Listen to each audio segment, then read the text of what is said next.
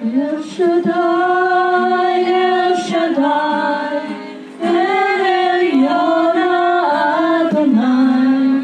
Age to age, you're still the same.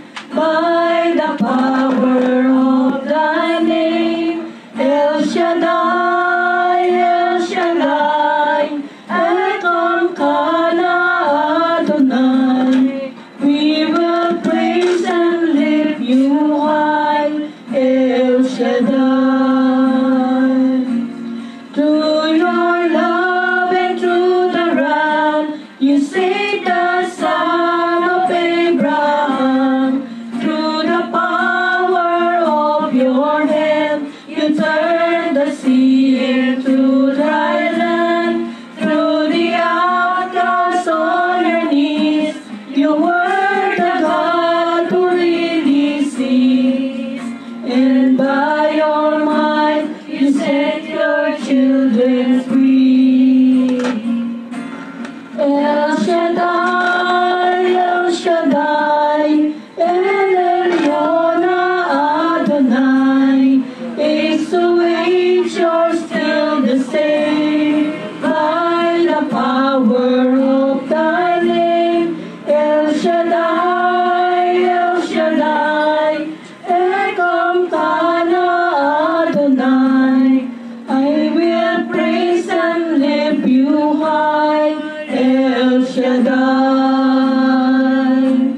Through the years you made it clear that the time of Christ was near. Though the people could not see what Messiah ought to be, though your words contain a plan, they just could not understand. Your most awesome work was done to the frailty of your Son. El Shaddai, El Shaddai, El Elyon Adonai. Age to age, you're still the same. By the power of thy name, El Shaddai, El Shaddai, Ekom Kana Adonai. I will praise you till I die, El Shaddai, El Shaddai, El Shaddai, El Elyon Adonai. Age to age, you're still the same. By the power of thy name, El Shaddai, El Shaddai, Ekom Kana Adonai. I will praise you till I die, El Shaddai. Hallelujah to the King of Kings and the Lord of Lords, now and forever. I will praise you till I die, El Shaddai.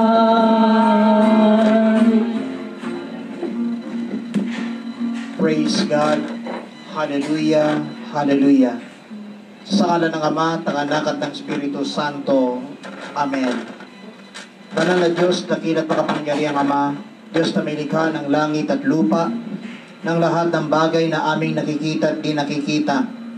Ang Diyos ni Abraham, Isaac at Jacob. Muli po sa gabing ito, patuloy ka namin pinupuri, niluluwalhati, na dakila't sinasamba sa Espiritu at sa katotohanan.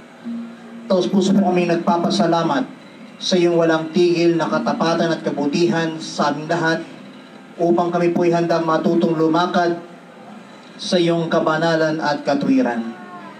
Loobin mo nawa na kami po'y inyong samahan. Muli pong iyon at iyong mapagpalpagimalang kamay. Abutin ang lahat ng aming pangangailangan.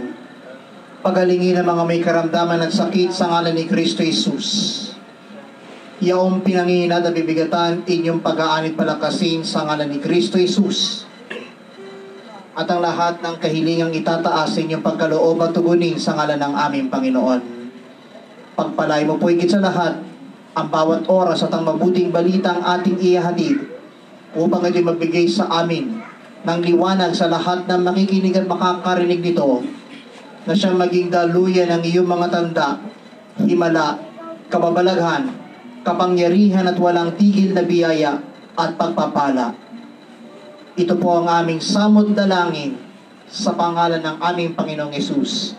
Sa ngalan ng Ama at ng Anak at ng Espiritu Santo, lahat po ay magsabi ng Amen. Amen. Ating palakpakan ang buhay na Diyos.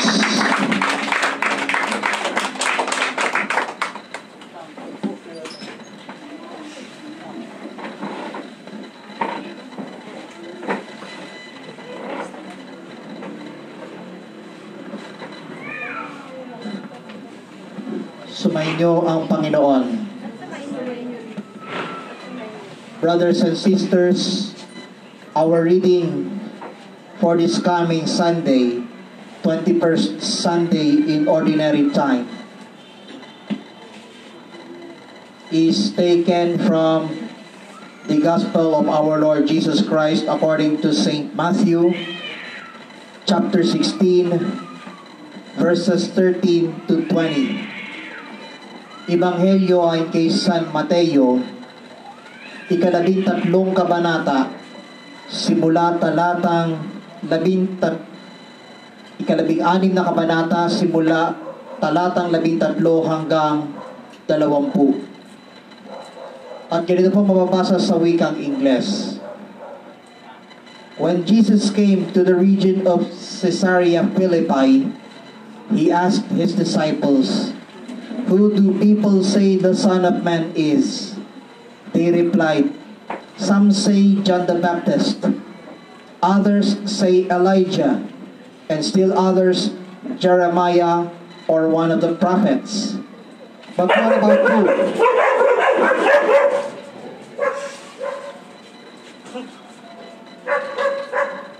He asked, "Who do you say I am?"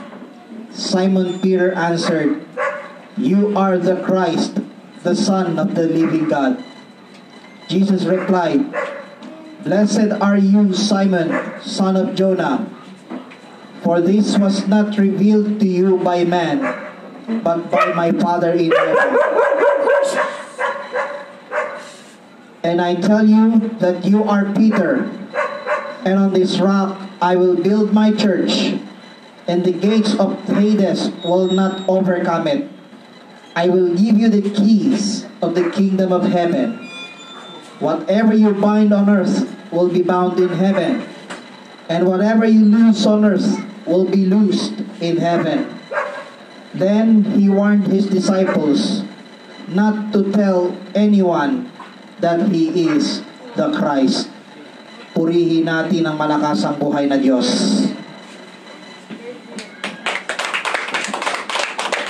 Nang dumating si Jesus sa lupain ng Cesarea ng Pilipos, tinanong niya ang kanyang mga alagad, "Sino raw ang anak ng tao ayon sa mga tao?" At sumagot sila, "Ang sabi po ng ilan ay si Juan Bautista kayo. Sabi naman ng iba, si Elias kayo. At may nagsasabi pang si Jeremias kayo o isa sa mga propeta. Kayo naman, ano ang sabi ninyo? Sino ko?" Tanong niya sa kanila. Sumagot si Simon Pedro, "Kayo po ang Kristo, ang anak ng Diyos na buhay." Sinabi sa kanya ni Jesus, "Mapalad ka, Simon, na anak ni Jonas, sapagkat ang katotohanan ito'y hindi inihayag sa iyo ng sinuman, kundi ng aking Amang nasa langit. At sinasabi ko naman sa iyo, ikaw ay Pedro, at sa ibabaw ng batong ito ay tatayo ko ang aking iglesia, at hindi makapananaig sa kanya kahit ang kapangyarihan ng kamatayan. Ibibigay ko sa iyo ang mga susi ng kaharian ng langit. Ang ipagbawal mo sa lupa ay pagbabawal sa langit, at ang ipahihintulot mo sa lupa ay ipahihintulot sa langit." At mahigpit niyang tinagubili ang kanyang mga alagad na huwag sabihin kanino man na siya ang Kristo. Mga kapatid, sa pananampalataya, ito po ang mabuting balita para po sa ating lahat buhat sa Panginoon. Palakpakan natin ang malakas ang Panginoon. Talagang nagtatahol na naman ang aso sa kabila eh.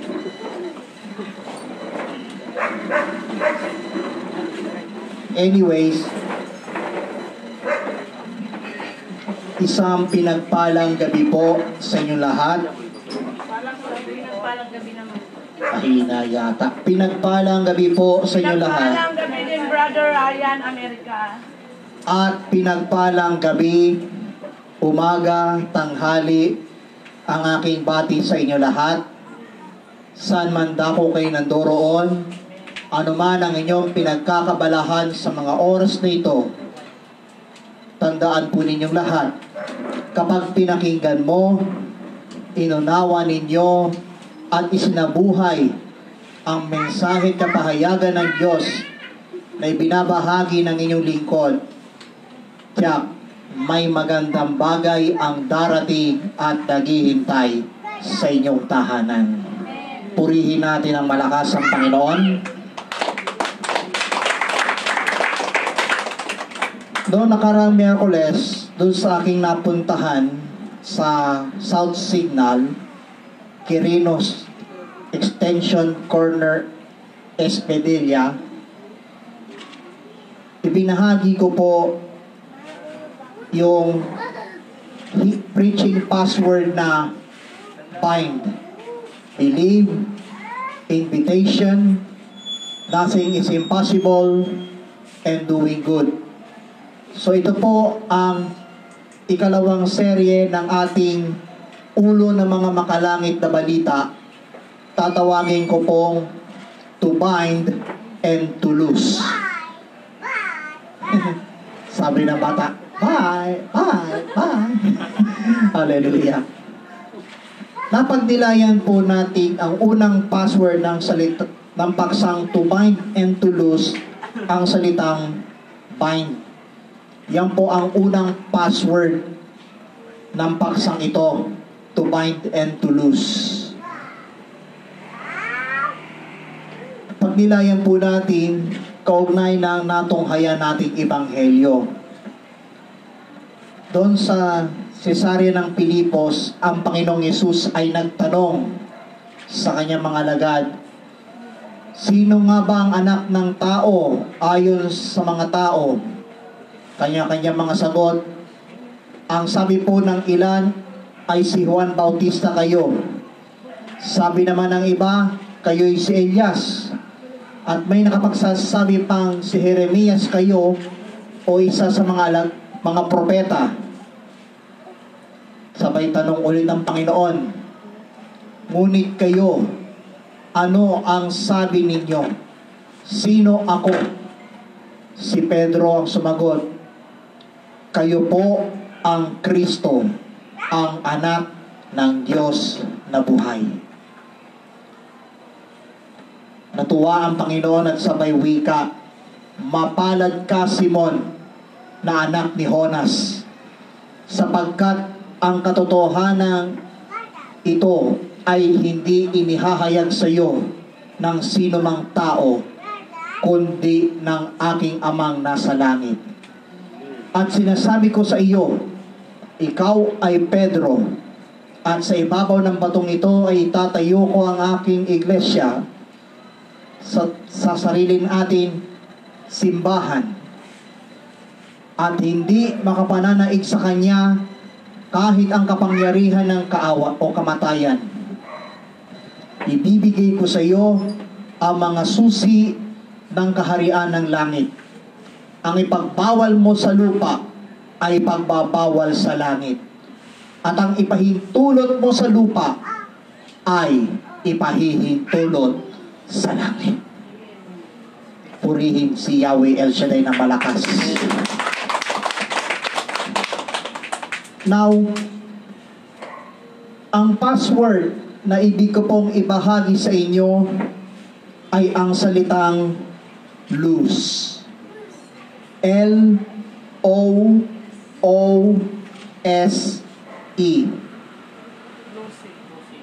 L-O-O-S-E. Loose. Hindi loose. Kasi silent. Yung letter is sa dulo. Silent iyon. Amen. Ika nga doon sa verse 19b ng Matthew 16, whatever you loose on earth will be loosed in heaven. Amen. So the letter L of the word loose stands for light, ilaw o liwanag. Yang taong pinahintulot sa lupa ay pahihintulot sa langit ay siyang lalakad sa tunay na liwanag na nagbibigay buhay na galing kay Kristo Jesus. According to John chapter 8 verse 12, when Jesus spoke again to the people, He said, I am the light of the world. Whoever follows me will never walk in darkness, but will have the light of life. Maliwanag na sinabi ng Panginoong Hesus, ako ang ilaw ng sanlibutan. Ang sumusunod sa akin ay magkakaroon ng ilaw na nagbibigay buhay at di na lalakad sa kadiliman. Amen. Palakpakan natin ang malakas ng Panginoon.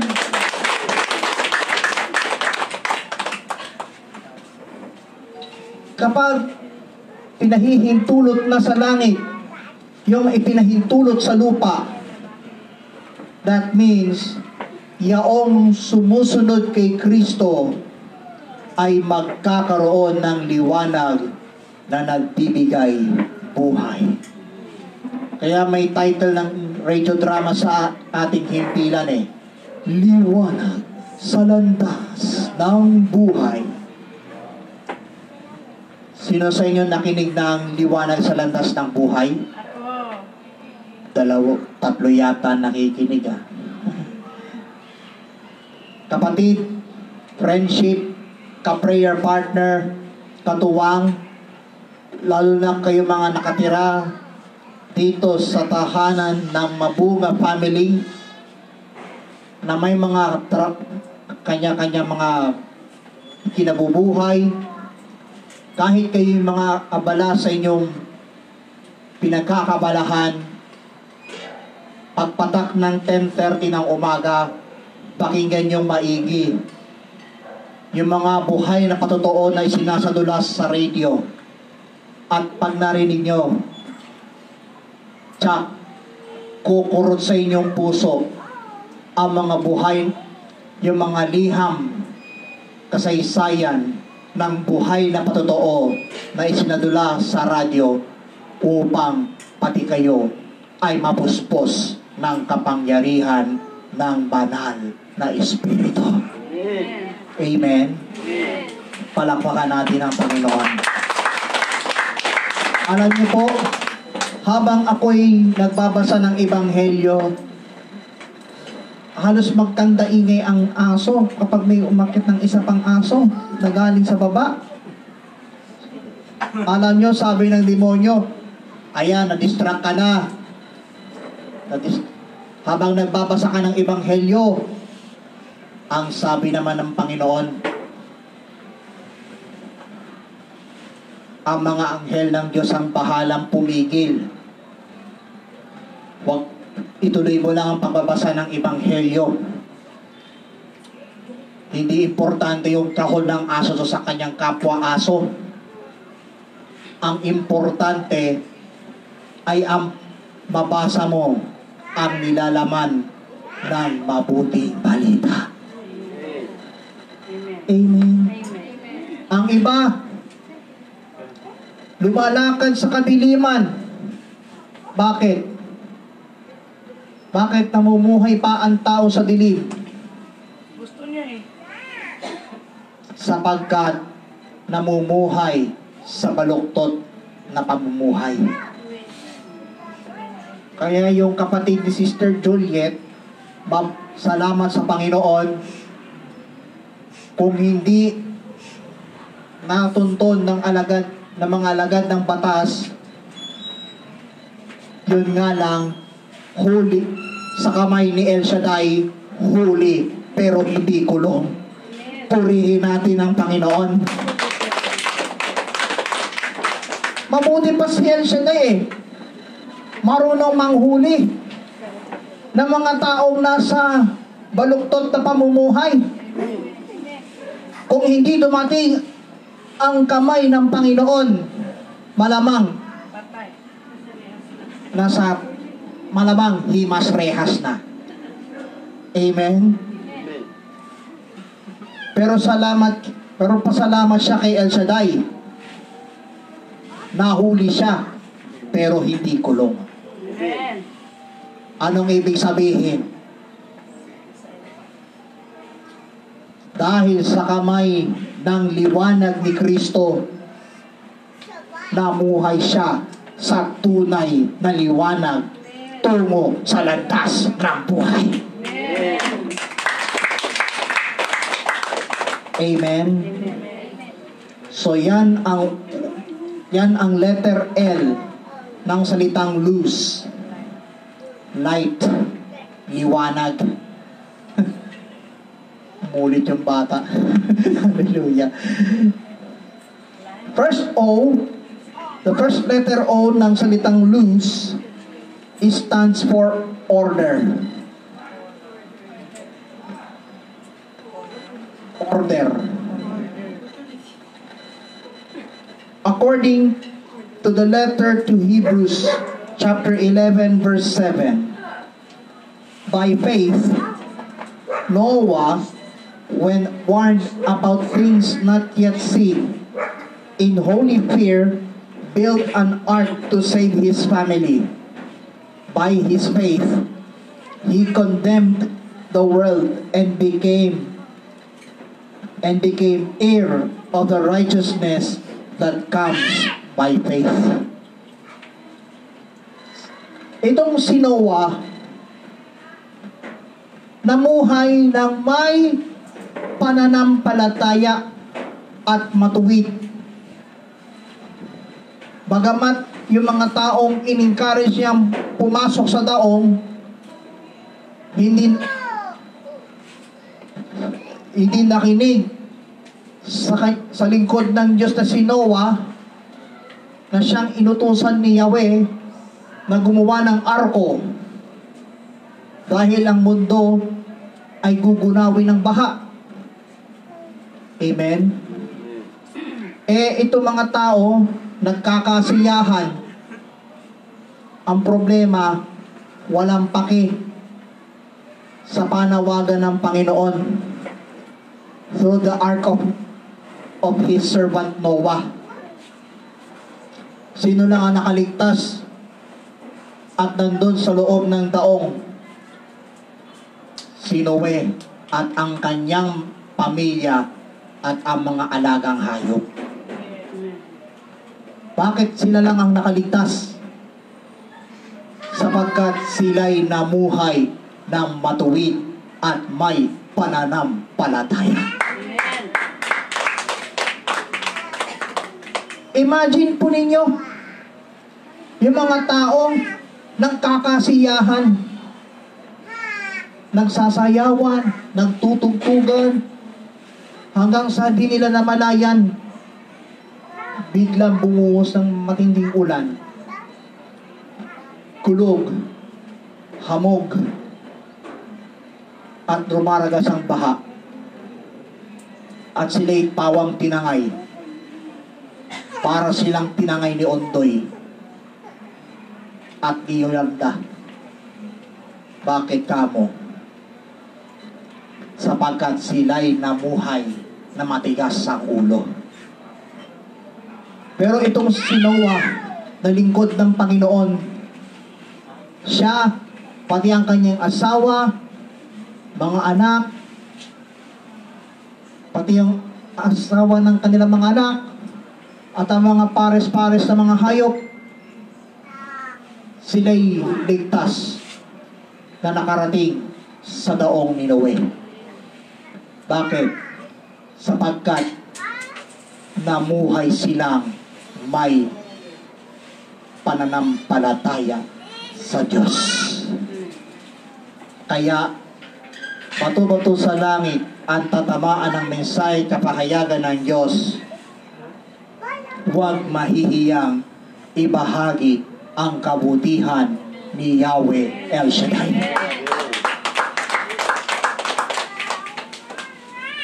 Amen po ba? Kaya nagpapasalamat ako sa Panginoon sapagkat sa araw na ito,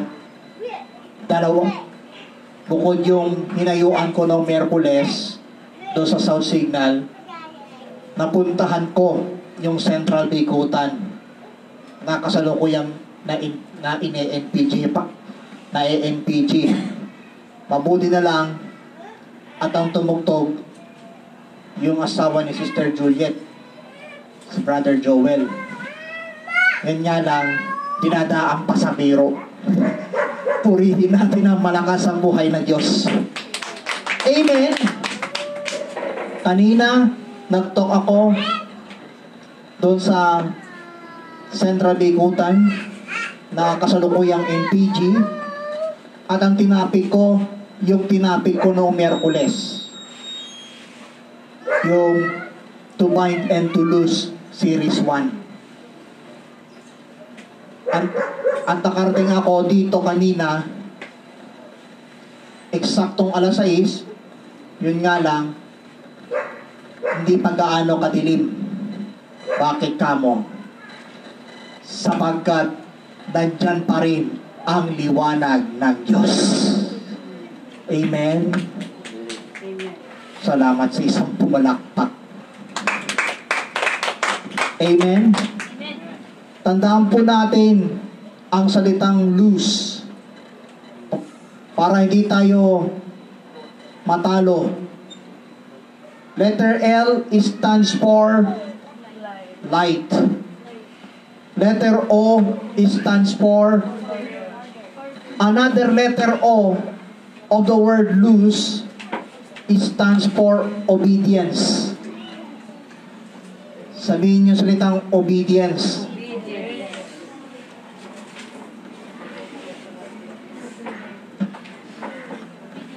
Hebrews chapter 11 verse 8. This is what is written.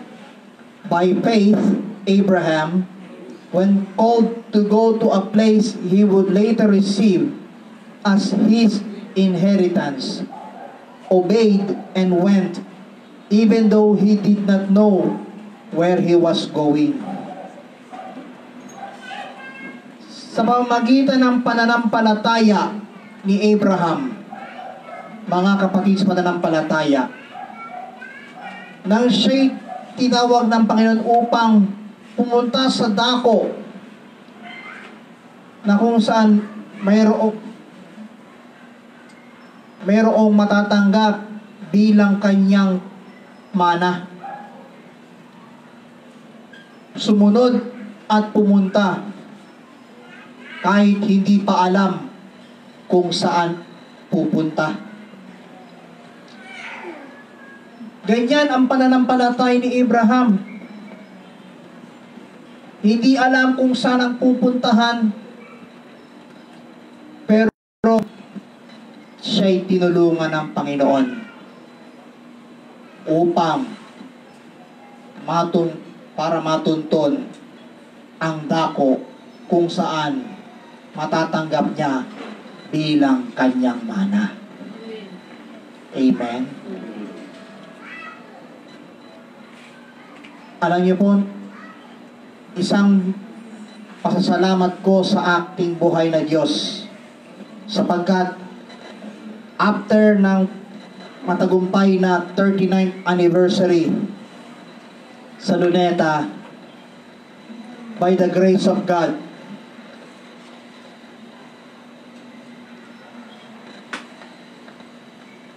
nakayanan ko ring bumiyahe pabalik ng Bikutan. Bakit kamo? Bago ko bumiyahe, pinuntahan ko muna yung monumento ni Cat Jose Rizal upang bigyang pugay sa kanyang pagka-Pilipino, lalo tigit sa kanyang pagmamahal sa Diyos. Amen. And after that, naglakad hanggang sa ako'y makasakay ng jeep pababa ng EDSA top sa may ilalim ng LRT. Nag-branch ako sa isang fast food. Pagkatapos nagsakay na naman ako ng jeep hanggang sa likuran ng isang mall, SM Bikutan. Tapos nagsakay pa ako ng tricycle hanggang sa may pababa ng terminal ng tricycle sa may palengke. And then, by the grace of the Lord, nakarating ako ng Maluwalhati pabalik ng aking tahanan sa Lower Bikutan. Bakit? Dahil sa kantang To God Be the Glory. Purihin natin ang buhay na Diyos. Ito, alam ko po ang ilan sa inyo ay naiyak nung umawit ang ating mahal na punong lingkod na halos tumayo sa kanyang doon sa table na kanyang kinalulugaran. Sa umpisa pa lang, doon sa kantang How Can I Say Thanks, naging emosyon.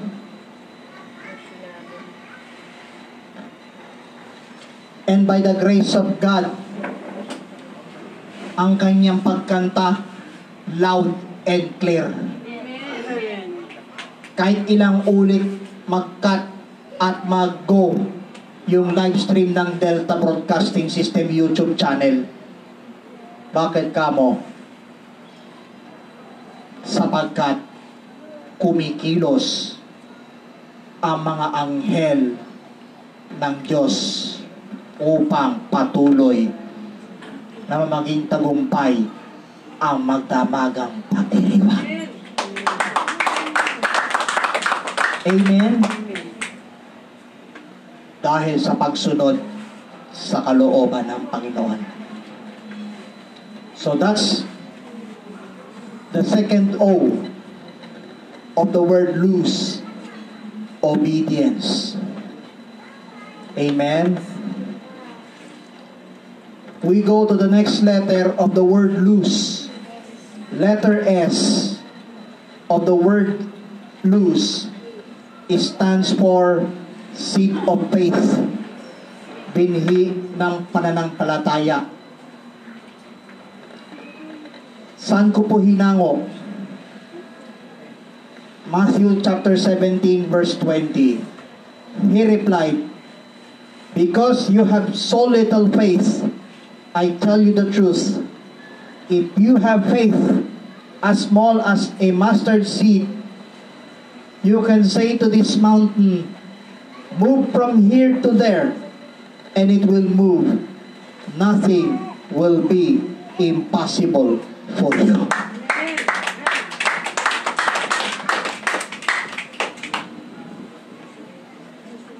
Dahil sa napakaliit ng pananampalataya mo, sinasabi ko sa iyo,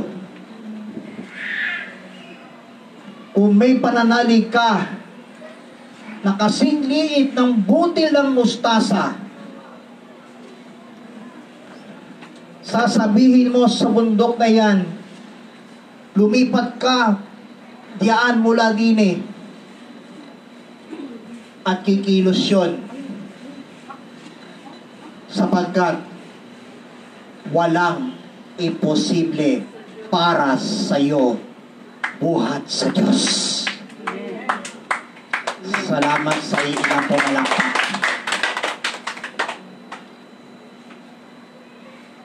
Kapag patuloy tayong manalig at manampalataya sa Diyos. Sabihin mo man sa ulan, lumipat ka sa West Philippine Sea at lilipat yun.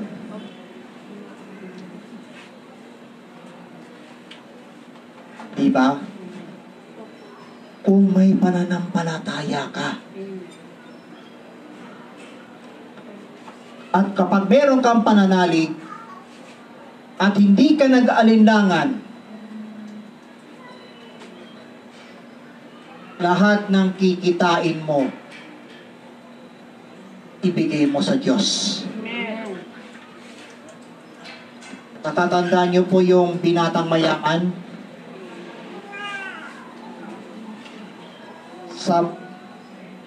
Yan ang kulang, isang bagay ang kulang sa kanya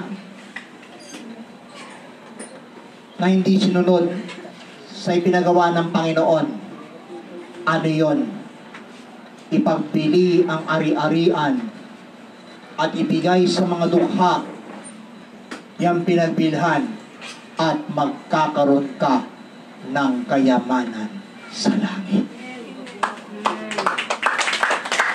Amen. Yan ang pinakamabigat na gawin ng isang binatang mayaman. Bakit? Sapagkat yan ay utos ng Panginoon. Kaya kung meron tayong pananampalataya at hindi tayo nag-alinlangan, in other words, tayo pong lahat, including Brother Ryan America ng Taguig City, Philippines, ay magkaroon ng isang buhay na galing sa buhay, banal at makapangyarihang Diyos. Amen. Amen. So that's the letter S of the word lose, seed faith. The last letter of the word lose is letter E. Letter E, it stands for everyday, araw-araw. Where am I found it? It's found in Acts chapter 2, verse 46 and 47. Every day, they continued to meet together in the temple courts.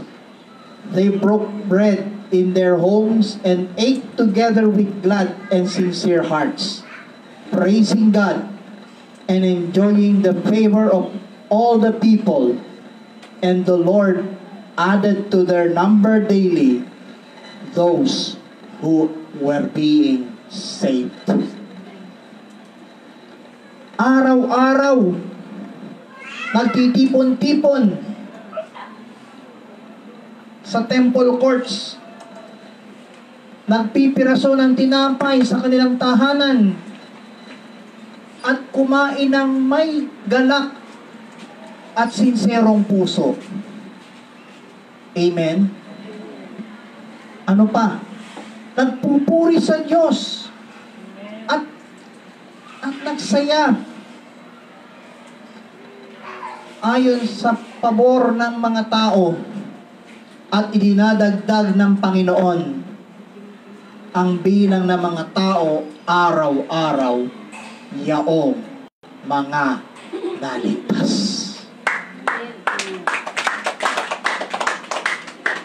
Kaya every Friday after ng praise and worship at opening, pag tinawag kayo, huwag mahiyang ibahagi kung gaano kabuti ang Diyos sa buhay mo. Amen.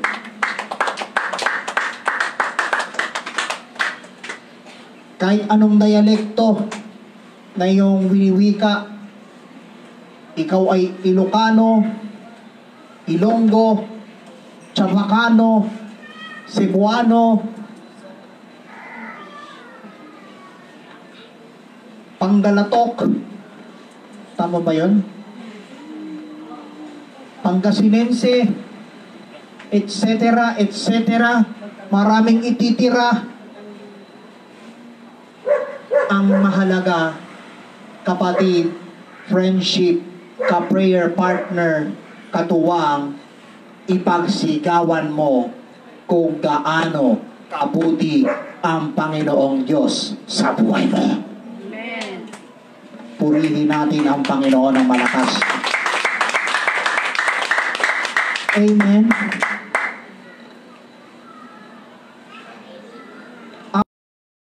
Para natin ng Panginoon ang mga binago mula sa lumang pagkatao. Marami ang nabago o binago ng Panginoon. Ang ilan, binago ng Diyos mula sa pagiging adik sa droga. At anumang uri ng bisyo, yan ay dahil sa salita ng ating Panginoon.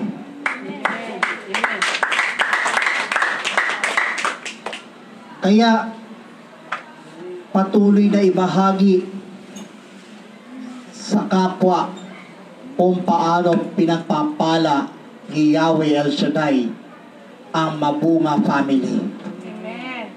Kaya ang apelido na Brother Ruben at Sister Jenny, Mabunga. Bakit? Sapagkat pinabubunga at hindi binubongga ang bawat pamilyang binuklod ng buhay, banal at makapangyarihang Diyos. Amen. Salamat sa Lord. Amen? Amen. So remember this acronym LOOSE. Letter L stands for light. Letter O stands for order. Another letter O stands for obedience. Letter S stands for seed of faith. And letter E stands for everyday. At bilang pangwakas, inanyayan ko po kayong tumayo. Remember what Jesus said in Matthew chapter 16, verse 19, letter B. And whatever you lose on earth will be loosed in heaven. Amen. Taas ang inyong mga kamay, pikit ang inyong mga mata, at gawing simpleng panalangin itong awiting ito. Ang Tagalog version ng Oh, I Want to Know You More. Maging kayo mga nanonood sa digital platforms, join with us as the choir sing this song. Hallelujah. Nang ang buhay ko ay nalugmok sa karumihan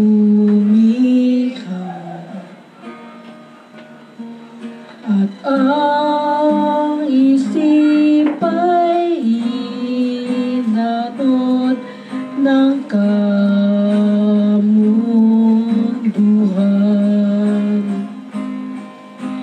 Doon naramdaman ang tawag ng kaligtasan. At sa pag-ibig ni Jesus ako'y natagpuan. Diyos, nang makilala ka, nang lubusan ay aking hangarin. Lagi kong dalangin ang puso mo at kalooban. Sana'y malaman, maunawaan, yan ang aking puso makilala kang tunay, makilala kang tunay.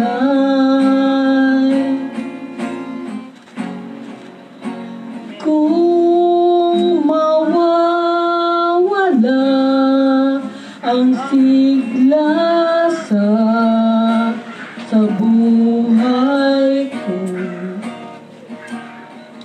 sa puso ko'y tila pananalig ko'y naglayo. Kapag sarili ang sinunod-nod, nabibigo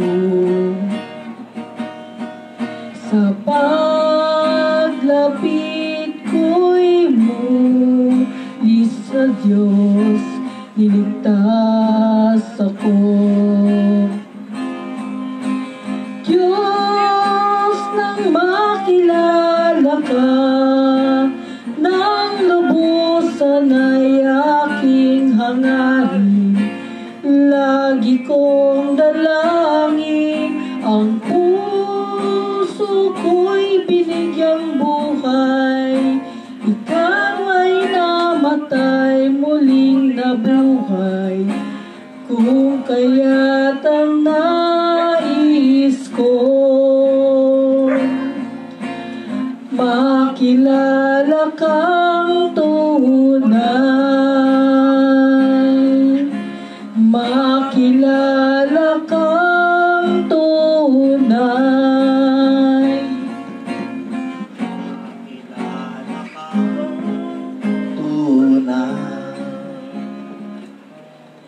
Salamat, Panginoon, sa iyong mensahe at kapahayagan patungkol sa paksang to bind and to loose.